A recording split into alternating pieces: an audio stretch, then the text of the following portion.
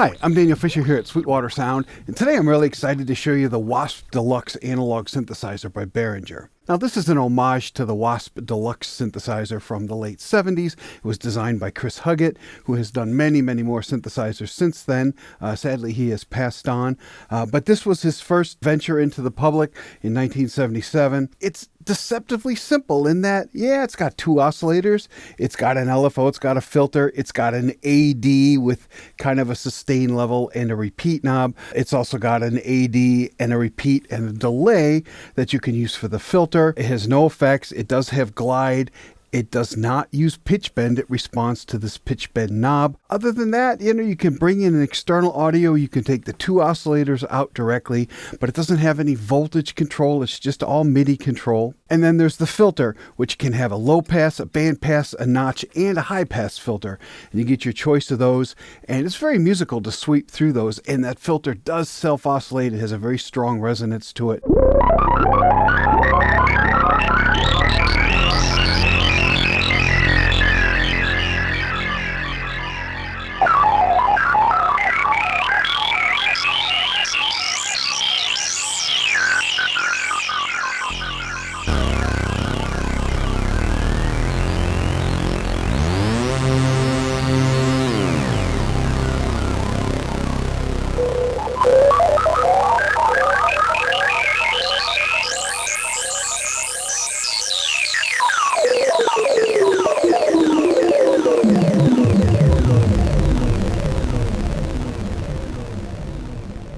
And so all of this together, it's actually a very exciting little synth that can be had for very little money.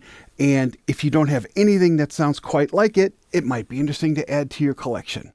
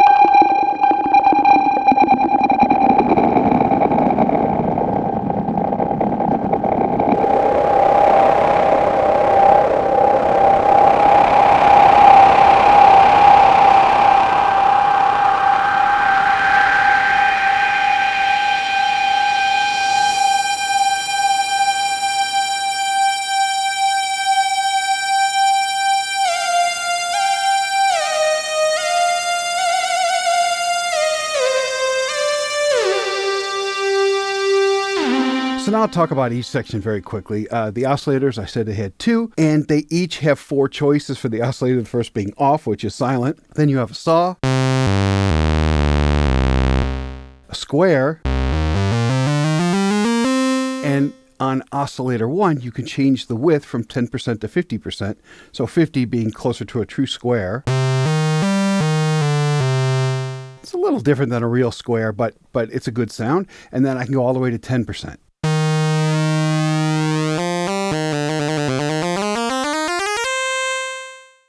And then the last one, it says ENH, that's enhanced. And basically what they're doing is they're taking the square wave or pulse wave and they're modulating with an LFO that's not visible here. It's just inside, but significantly more life when you turn that on.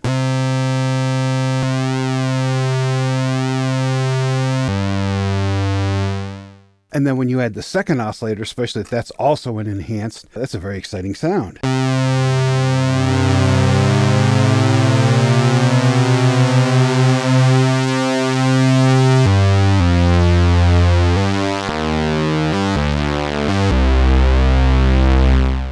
Another thing that's pretty neat is each of the oscillators goes from 32 to 16 to 8, 4, and 2. And so that gives you a really wide range of matching the two oscillators. So for example, if I took oscillator 2 all the way down to 32 feet or down 1, 2, 3, 4 octaves, that is a very interesting sound.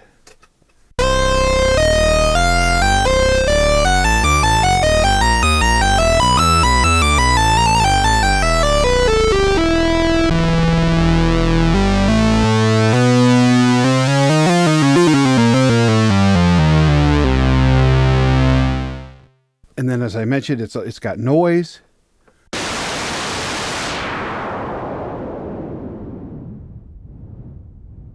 I'll go ahead and sweep noise with all 4 filters. It'll be the low, the band, the notch, and the high.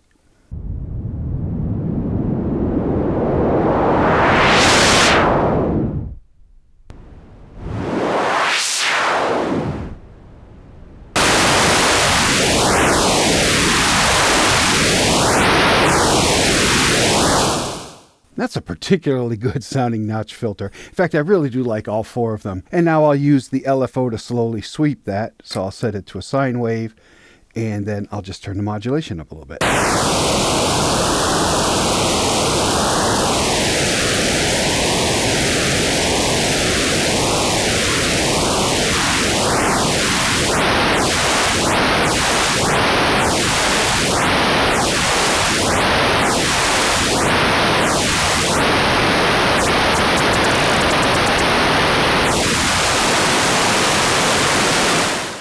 And then high.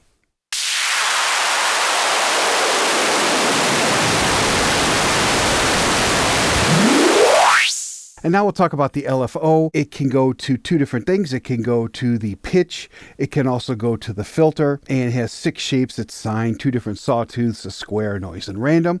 I'll set it to sawtooth, and I'll have that go to the filter. And I can get a rhythmic pulse because of the shape of the sawtooth going over and over.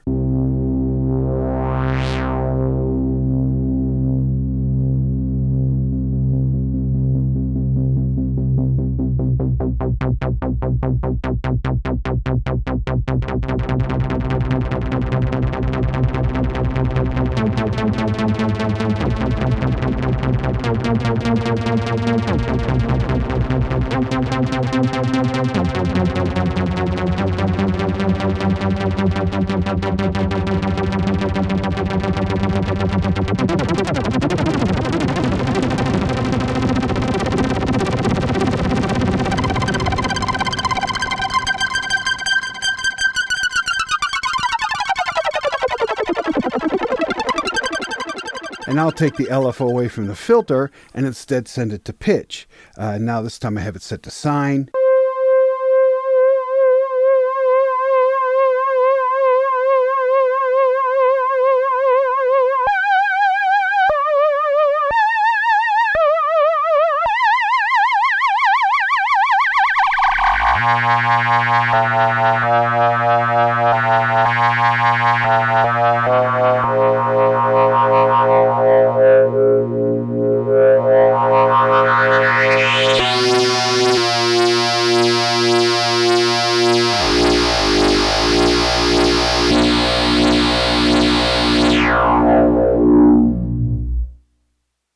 And I should mention, the only effect that I'm using in this demonstration is the Source Audio Nemesis delay.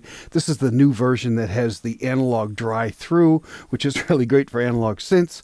So I'll be turning that on and off at various points. You can always tell by the green light if there's confusion, and there can be because there's so many modulation sources here with both the filter envelope and the amplitude envelope being able to loop, as well as having an LFO with the 6 shapes.